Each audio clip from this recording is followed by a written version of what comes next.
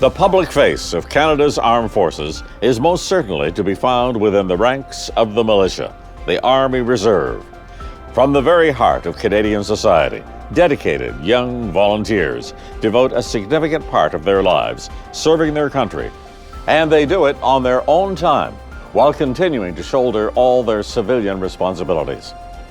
These are special people, citizen soldiers, who always stand ready to put their lives on hold so they can serve their fellow Canadians. I'm Lloyd Robertson, and over the next few minutes, we will show you why now, more than ever, Canada needs its Army Reserve Force and the service it provides, both at home and abroad. Reservists are just ordinary people like you and me, but they are doing some extraordinary things. They are the mechanic who fixes your car, the student from university, the young woman who teaches your kids, the fellow who cuts your hair, or the corporate lawyer working on Bay Street, and they are all part of our military presence. Canada's soldiers have long enjoyed a deserved international reputation for their humanitarian and peacekeeping efforts. Yet, well before the Golan Heights, Cyprus, and Bosnia, we were a nation of warriors with a strength of purpose that continues to this very day.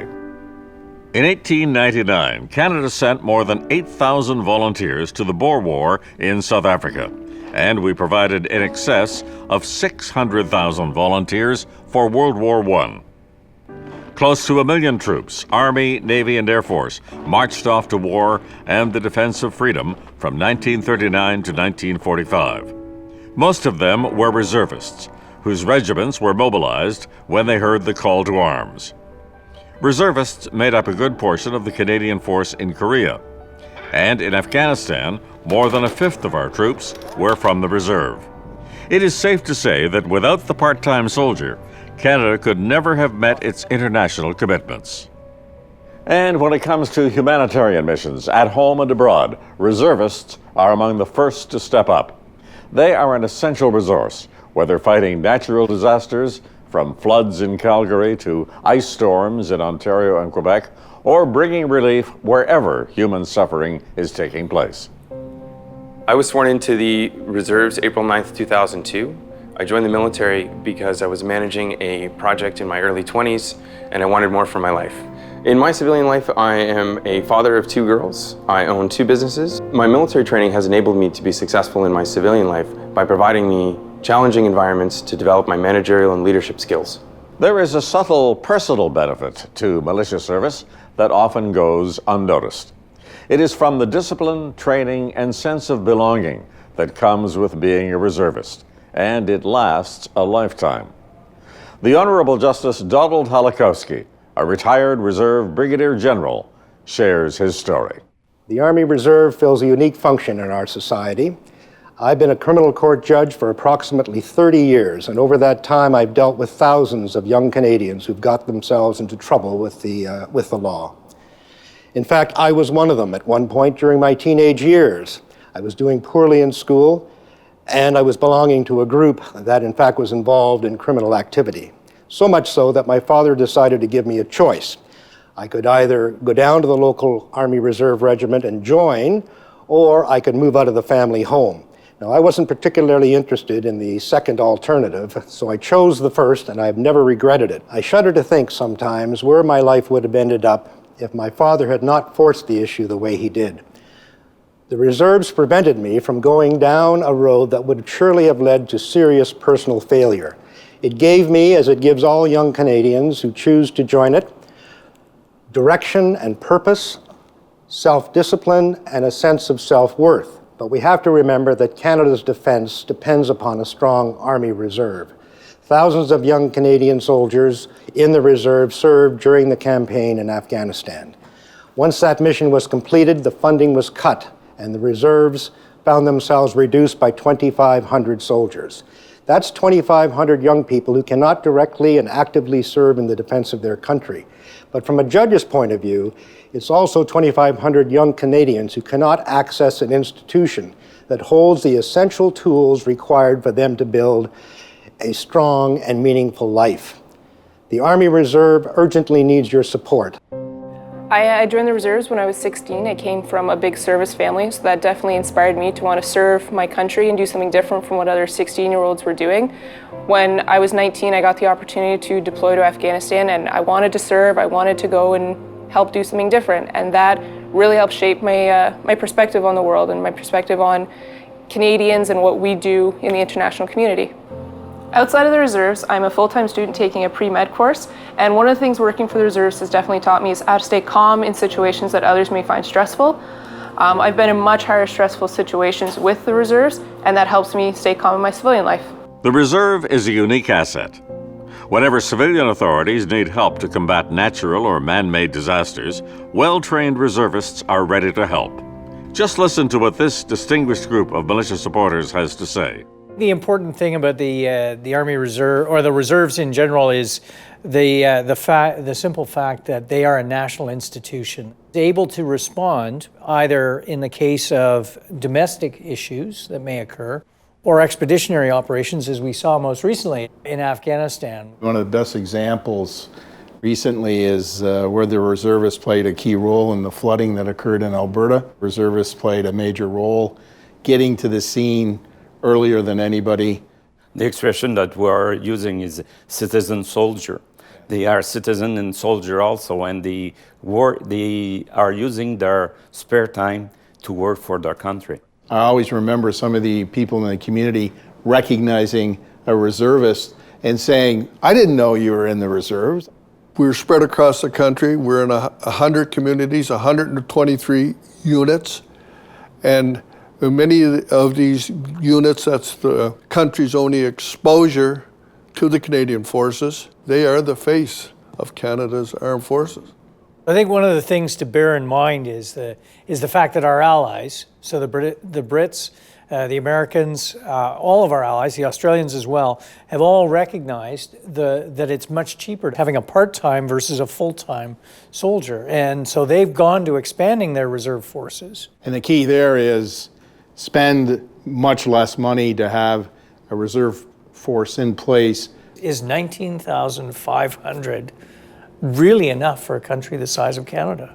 For a country of 35 million? I don't believe is anywhere close enough to what we need to put the proper kind of protection in place for the country. We're becoming too active worldwide not to expect the Putins of the world, the ISIS of the world, to look at us differently than they have in the past. The public doesn't understand the nature of what the reserves are all about. So we have a small reserve force and we're not properly equipped for the ones that we have. We have to recognize that if the reserve force is going to be viable, it needs that equipment. Mm-hmm. And it needs all the tools that it can have. And that we need to be thinking in those terms because the tools aren't there right now. Because of our geographic spread, it takes us too long if we get a task to centralize the equipment that we need in that location. And therefore, we need some pools of proper equipment,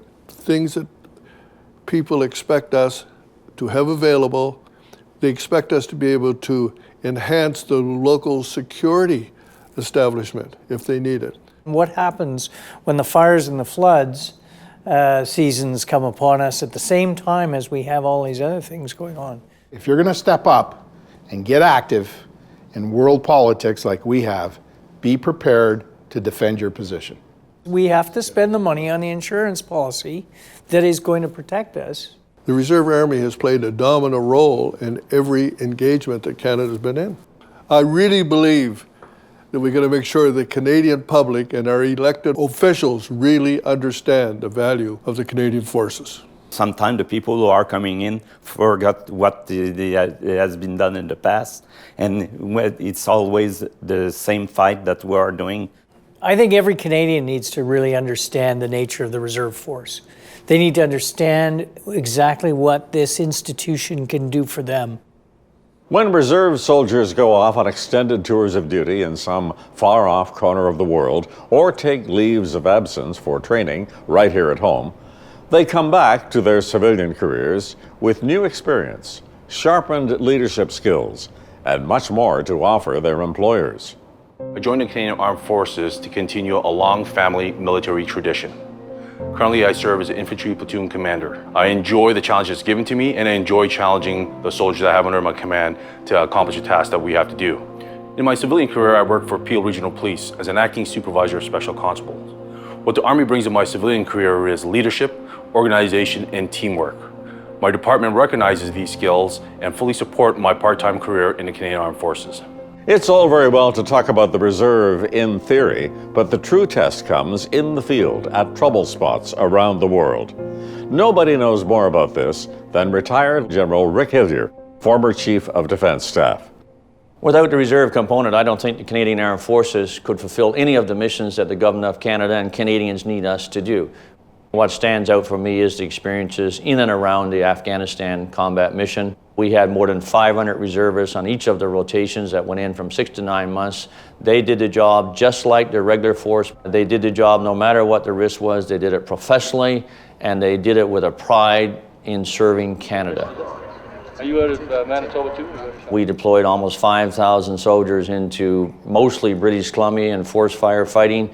And we built on a footprint, in fact, that was established by the reserve units in that area who were first into the operation, who combated the fires, helping protect people's homes and in some cases their lives.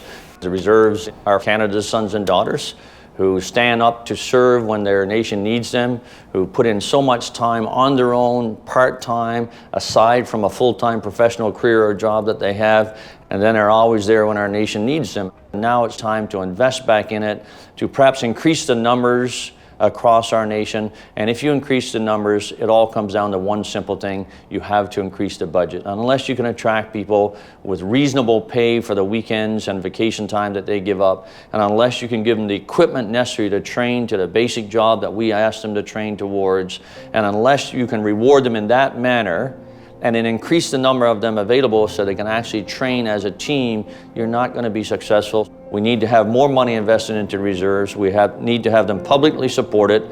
And what we get back from that is absolutely incredible indeed. It is an investment that is magnified in its return. They need policies which help facilitate the training and the recruiting, and they need political support, and they need the support of the leadership of the nation, whether it's in government or not.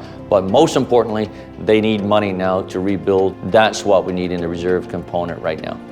Our reserve force proved to be a strategic and essential part of Canada's armed forces and vital to the fulfillment of our country's international commitments. At home and abroad, we live in an uncertain world that now, more than ever, needs a well-prepared, dedicated militia, eager to serve and always at the ready.